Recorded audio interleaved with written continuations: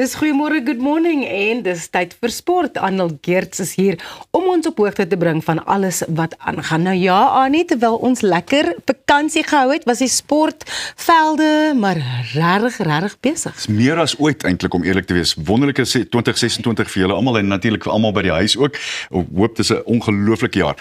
Ek weet eintlik nie waar om te begin nie want daar's nie te veel. So ek het eintlik net 3 vir ons gekies. So kom ons begin met die Dakar en natuurlik 'n wonderlike geleentheid vir Suid-Afrikaners om goed te doen.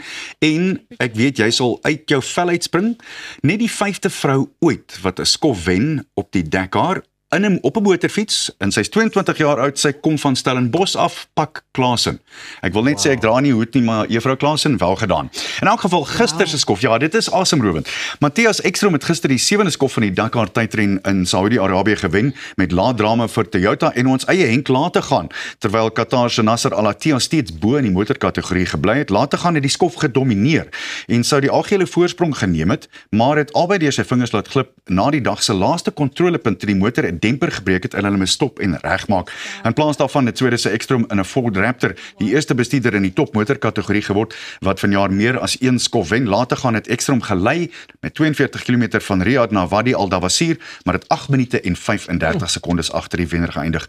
Ekstrom het dus opgeskuif na die tweede plek toe en dit beteken dat die man wat verlede jaar tweede was vir Suid-Afrika later gaan nou in die 4de plek is, maar daar's net 'n kwessie van 'n paar sekondes verskil tussen die ouens daarbo. Seker hy gaan weer optel. Ek hoop so.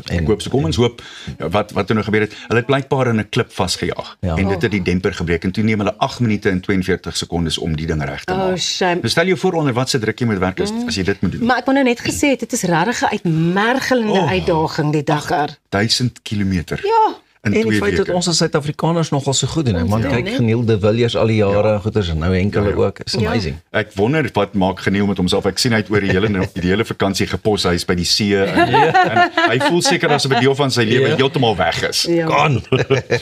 Nou met ons ongelukkig rugby gesels, sak en as. Die DHL Stormers was een van die spanne wat die beste vorm in die internasionale klubwedstryde gedurende die noordelike half rond seisoen gehad het, maar gister het hulle die rol van 'n baie laat cash vader gespeel, toe hulle teenstanders Harlequins uit hul veel besproke krisis gehelp het, deur hulle tot 'n groot 61-10 vertrouensverbeterende oorwinning gehelp het. Harlequins het gretig die geskenke gegryp wat gegee is, en selfs al was die manne vir die Kaap sonder 10 van hul boksterre, was dit nie 'n goeie vertoonvenster nie. Wat gaan aan met ons provinsiale rugby? And I'm not asking this as shade. I'm asking it because as a country, we are so good at rugby, right? Springboks are almost unbeatable. Yeah.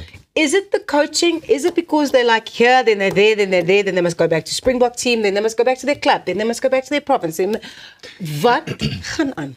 Peter and I had a very interesting conversation earlier when we said good morning to each other at Sparrows this morning, and we spoke about the fact that it may very well be the dynamics. Wat het jy gesê, Pieter? Wat was jou term? Wat gaan oom Willie sê as ek Ja, dis nou al jou junior manne wat nou speel in hulle klub en dan kom die Springbokke weer terug en hulle het mos die senioriteit en dis maar die hiërargie en dis dinamika en die maniere wat jy mense bymekaar sit en laat speel, en jy het nie genoeg tyd om die Springbokke in jou patroon in te sit nie, want hulle is in die Springbok patroon, maar dis nie net die Springbokke nie, daar's iets anders aan die gang. Maar terselfdertyd hier moet ons ook sê, selfde ding met die Bulle, want die Bulle het 61-49 verloor Saterdag, en na die eerste 7 minute was hulle klaar 28-0 agter, en hulle het al hulle Springbokke gehad. So dit wys nou die teenoorgestelde van hoe dit alles saam staan. Ek weet dit was bloot net lelik. Ek het gehaat om hierna te kyk.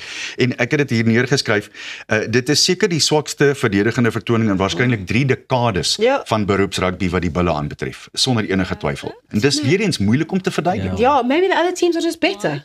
You know, maybe it's a thing of they were better on the day, and maybe we must just get used to not winning all the time. Baie keer moet spanne dalk nie ook op statistieke staat maak nie, want ek meen soos die Bulle is geken vir goeie verdediging of dit en dit en dit en dit. Maar as jy nie die effort gaan insit of die werk gaan gee, dit is vir my op 'n stadium, ek meen ek is 'n stoere bloubil ondersteun, maar net gevoel of die ouens geen dringendheid het nie. Dit is net hardloop hier agter 'n bal aan. Terselfdertyd, ek dink Ras het nou 'n baie interessante punt opgebring. Jy kan net so goed speel soos wat jou opponente jou toelaat om te speel. Dis ook saam met dit, en wat dan daarmee saamgaan is hoe erger dinge gaan, gereeld, hoe erger gaan dit, want meeste ouens dink, dis een van daai dae. En dis daai sogenaamde snowball effek. Maar credit to the Bears. Ja. Daar Ja, nee, is dit hulle ingekom en hulle het gesê ons Hulle wil het gejol. Also, maybe they just also need a holiday. 'n paid holiday. Right? Yes. En dan laastens, hierdie is een van my gunsteling stories van die hele jaar tot dusver en ek dink as ons aan die einde van die jaar kom gaan ons nog oor hierdie ding lag. And the International Tennis Federation criticized the performance of a wildcard player at a women's tournament in Nairobi over the weekend and they said it was unacceptable. They were reviewing procedures for awarding wildcards. Kyk net hoe speel sy. The comments followed a first round match at an ITF Women's 35 event in Kenya that went viral after wildcard Hajar Abelkader lost 6-love and 6-love in 37 minutes, but no one loved her, committing 20 double faults and appearing unfamiliar with the basic elements of the game, prompting organisers to say the wildcard should not have been granted. As the tournament operator, National Association Tennis Kenya had understood that Ms. Abdelkader was of an appropriate standard to compete. The outcome showed, and the video, that this was clearly not the case and was unacceptable for a World Tennis Tour event. This is insane to me because the only points that she actually won in this game was like 2, I think, unforced errors from the opponent. other player. But Ros, now remember, I don't know if it's before your time, but England sent someone to the Winter Olympics. They dubbed him Eddie the Eagle. Yes, Remember now? yes. Same thing. Eddie the Eagle couldn't fly. I mean, he did the super jumps, Yes. and of course he was nowhere. We've had African swimmers at the Olympic Games who almost had to be rescued out of the pool. Yeah. And then you do wonder to yourself, how? And we had some breakdancers as well. Well, Well, break natuurlijk, dance. ja, dit We moet 'n had a gunsteling break wees. dance. Ja, ek het van haar vergeet. There was also a sprinter, I think it was either from Somalia or Ethiopia, where Yeah. there was a sprinter where like the rest of the who's still field running. was done. And she was still like running. For the guys up front, they used a stopwatch, and for this sprinter, they used an They was almanac. like, okay, cool.